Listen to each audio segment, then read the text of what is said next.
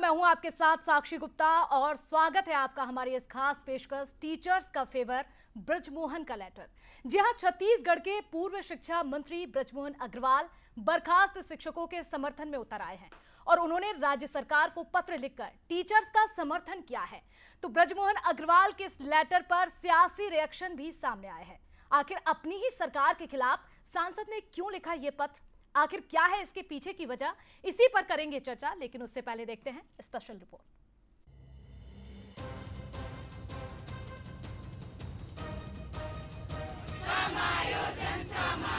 ये तस्वीरें पढ़े लिखे बीएड डिग्रीधारी बर्खास्त शिक्षकों की है, जिन्हें हाईकोर्ट के फैसले के बाद महज 16 महीने की नौकरी के बाद बर्खास्त कर दिया गया। टीचर्स लंबे समय से इसके खिलाफ विरोध प्रदर्शन कर समायोजन की मांग कर रहे हैं। अब पूर्व मंत्री और बीजेपी सांसद ब्रजमोहन अग्रवाल इनके समर्थन में उतर आए हैं। उन्होंने मुख्यमंत्री विष्णुदेव साय को पत्र लिखकर टीचर्स को जल्द एडजस्ट करने की मांग की है, जिसे लेकर कई सियासी सवाल भी खड़े हो रहे हैं। क्या है वो सवाल, ये भी बताएंगे, लेकिन उससे पहले पूरे मामले को समझ लीजिए। 10 दिसंबर 2024 को छत्तीसगढ़ हाईकोर्ट ने सुनाया बड़ा फैसला। बीएड डिग्री वालों की नियुक्ति कैंसिल। बीएड डिग्री धारक ही रहेंगे सहायक शिक्षक। डीएड वालों को सहायक शिक्षक की नियुक्ति का आदेश। बीएड वाले 2621 सहायक शिक्षकों की गई नौकरी। नौकरी से बर्खास्त शिक्षक लंबे समय से कर रहे विरोध प्रदर्शन। विरोध के जरिए बर्खास्तगी का आदेश रोकने की मांग। पूर्व मंत्री ब्रजमोहन ने किया बर्खास्त शिक्षकों का समर्थन। सीएम को पत्र लिखकर खाली पड़े पदों पर एडजस्ट करने की मांग।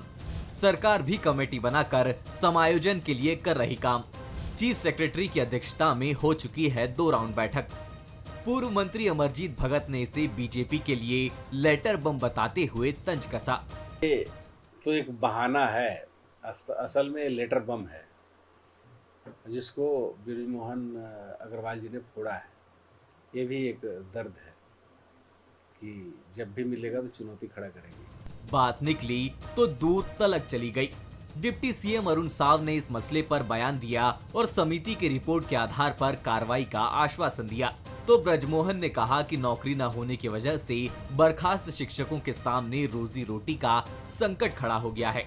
देखिए, सरकार ने इसे लेकर उच्च स्तरीय कमेटी बनाई है। कमेटी उसका अध्ययन कर रही है और समिति के रिपोर्ट के हिसाब से जो बीएड शिक्षक है उनके विषय पर सरकार बहुत गंभीर है और गंभीरता से विचार कर रही है। मुझे लगता है कि कठिन और विपरीत स्थिति पैदा हो रही है और इसलिए सरकार को इस बारे में जल्दी निर्णय लेना चाहिए और हमारे पास में वो माध्यम है कि उनकी जो योग्यता है उसके अनुसार हमारे पास में पद खाली हैं, तो उन पदों पर उनकी भर्ती कर लें। कि उस समिति का गठन हुए भी 3 महीने से ज़्यादा हो गया है और ये मुद्दा तो लगभग पिछले 1 साल से चल रहा है। तो समिति का निर्णय तुरंत होना चाहिए, जिससे कि लगातार जो असंतोष पैदा हो रहा है उसको दूर किया जा सके। ब्रजमोहन अग्रवाल का ये अंदाज और सीएम को लेटर कई सियासी सवाल खड़े कर रहा है। जब सरकार इस मसले पर पहले से काम कर रही है तो क्या ये क्रेडिट लेने की सियासी ट्रिक है? रायपुर से अनंत शर्मा के साथ ब्यूरो रिपोर्ट, बंसल न्यूज। तो इस रिपोर्ट में आपने देखा कि कैसे छत्तीसगढ़ में एक बार फिर से इस पूरे मुद्दे पर राजनीति गर्मा चुकी है। इसी पर करेंगे खास चर्चा। हमारे साथ खास मेहमान भी जुड़ गए हैं, परिचय आपका कराते हैं।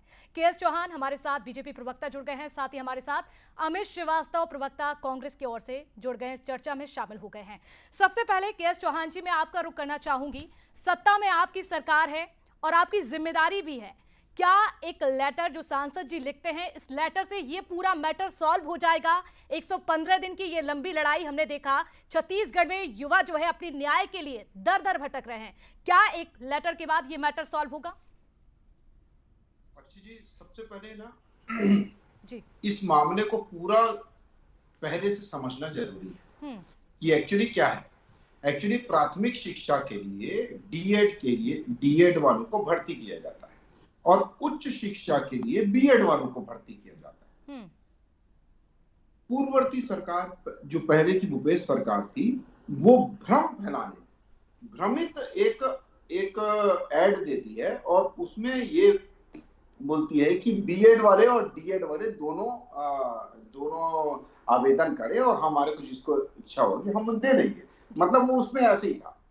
अब बीएड वालों को प्राथमिक शिक्षा को पढ़ाने के लिए 2621 लोगों को दे दिया जाता है, ठीक है। अब उसके बाद क्या होता है कि जब बीएड वालों को दे दिया जाता है तो डीएड वाले तो उच्च शिक्षा में प्राप्त नहीं कर सकते, उनको तो नौकरी नहीं मिल सकती है, उनके लिए नौकरी तो ये प्राथमिक शिक्षा वाली है। तो ये जाते हैं कोर्ट, डीएड वाले, ठीक है। डीएड वाले जो अभ्यर्थी हैं वो जाते हैं कोर्ट। कोर्ट एक डिसीजन लेता है, हाई कोर्ट डिसीजन देता है और हाई कोर्ट बोलता है राज्य सरकार को कि इसकी जांच की जाए। तो उसी समय हमारी विष्णुदेव साय की सरकार, जो कि 3 दिसंबर 2023 के बाद सरकार बदल गई थी, तो सरकार की एंट्री होती है और हाई कोर्ट आदेश देता है विष्णुदेव साय सरकार को कि इसकी उच्च स्तरीय जांच की जाए। अब उच्च स्तरीय जांच के लिए हम लोग उसमें टीम गठित कर देते हैं, सीबी न्यायमूर्ति सीबी न्यायमूर्ति जी की, देशमुख जी की। तो उसमें हमने एक टीम गठित कर दी। अब उसके ये टीम गठित की है, टीम को 3 महीने भी हो चुके हैं के.एस. चौहान जी, लेकिन सवाल यहाँ पर यह है जो लेटर लिखा है, क्या लेटर के बाद ये मैटर सॉल्व होगा? आप आरोप लगा रहे हैं कांग्रेस के ऊपर, इस पर भी बातचीत करेंगे, कांग्रेस प्रवक्ता से उनकी बात भी सुनेंगे। लेकिन आप ये बताइए, क्या इन युवाओं को जिनकी नौकरी चली गई है, 2900 ऐसे युवा हैं जिनको पहले नौकरी दी जाती है, 1.5 साल तक वो काम करते हैं और उसके बाद उनकी नौकरी छीन ली जाती है, क्या इस लेटर के बाद ये पूरा सॉल्व हो पाएगा? साक्षी जी, यही तो समझने वाली बात है जी, जो मैं आपको बताना चाह रहा हूं कि ये हमारा किया धरा नहीं है, पूर्ववर्ती सरकार भूपेश बघेल का किया धरा कि जो ये क्वालिफिकेशन जो चलिए ठीक है, आपने सीधे तौर पर आरोप लगाया है कि ये तो कांग्रेस का करा धरा है। अमित श्रीवास्तव जी, आपकी प्रतिक्रिया लेना चाहूंगी। आपने किया है और भुगत रही है भारतीय जनता पार्टी, और देखिए टीम गठित करना पड़ा। देखिए साक्षी जी, कहते हैं ना कि हजारों जवाबों से अच्छी है मेरी खामोशी जी। ना जाने इनके कितने सवालों की आबरू रख रहा हूं मैं। लगातार देखिए चौहान साहब जो तकरीर कर रहे थे, मैं सुन रहा था, उन्होंने कहा कांग्रेस की गलती है। तो आप ये समझ लीजिए कि क्या इनके सांसद महोदय को ये पता नहीं था? इतने वरिष्ठ नेता है, उनको सब कुछ पता है, एजुकेशन मिनिस्टर रहे, हायर एजुकेशन मिनिस्टर रहे, और उन्होंने उन सहायक शिक्षकों की वेदना को, पीड़ा को, तकलीफ को समझा है और इसलिए उन्होंने पत्र लिखा है कि इन्हें एडजस्ट किया जाए। और जिस प्रकार से उन्होंने अपने लेटर में ये भी लिखा है कि मिडिल और हाई स्कूल में प्रयोगशाला सहायक जैसे कई समकक्ष पद रिक्त हैं और इन पर उनकी योग्यता अनुसार बर्खास्त जो शिक्षकों को समायोजित किया जा सकता है।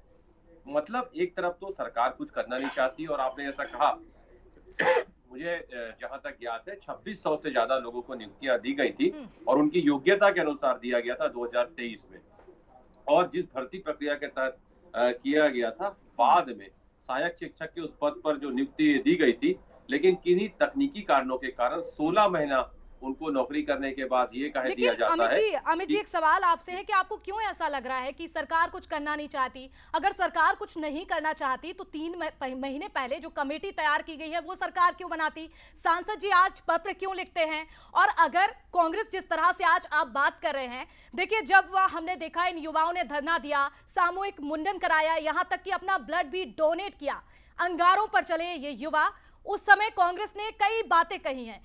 कांग्रेस ने यह भी कहा कि बीजेपी को इनका दर्द नहीं दिख रहा, और जब आज सांसद इसको लेकर पत्र लिखते हैं तो आप कह रहे हैं ये तो सांसद का दर्द है।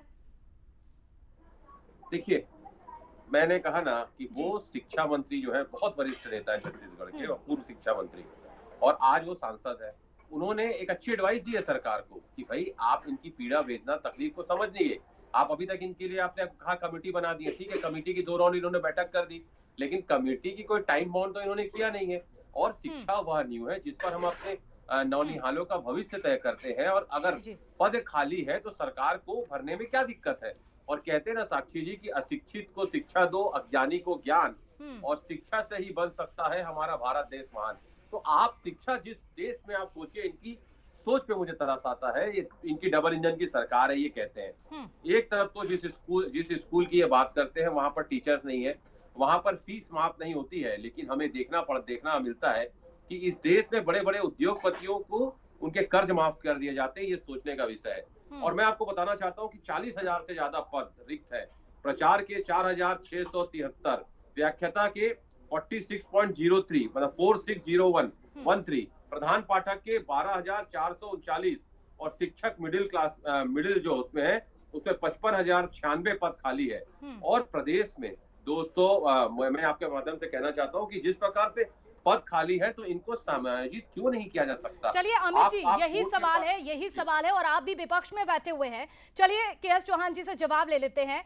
आखिरकार चौहान जी कहां देरी हो रही है? और ये सवाल ये भी है कि जो पहले से कमेटी बना दी गई है 3 महीने पहले, वो लगातार जांच कर रही है, तो ऐसे में सांसद को पत्र लिखना, क्या ऐसे में क्रेडिट लेने की ये होड़ है क्योंकि पहले से जांच चल रही है और अचानक से अब सांसद की ओर से पत्र लिखना अपने आप में सवाल है? देखिए साक्षी, सबसे बड़ी बात यह है कि जो प्रदर्शनकारी थे, प्रदर्शनकारी वहां पर प्रदर्शन कर रहे हैं और वो सांसद के पास आते हैं क्योंकि उनके क्षेत्र में प्रदर्शन कर रहे हैं और सांसद जी के पास आते हैं और सांसद जी उनके सपोर्ट पे खड़े होते हैं। बहुत अच्छी बात है, एक जनप्रतिनिधि का ये होना भी चाहिए। दूसरी बात ये है कि आज वो पत्र किसको लिखेंगे? आज वो पत्र पूर्ववर्ती सरकार के शिक्षा मंत्री को तो नहीं लिखेंगे, आज वो सरकार को ही लिखेंगे, भले वो कोई भी पार्टी की सरकार।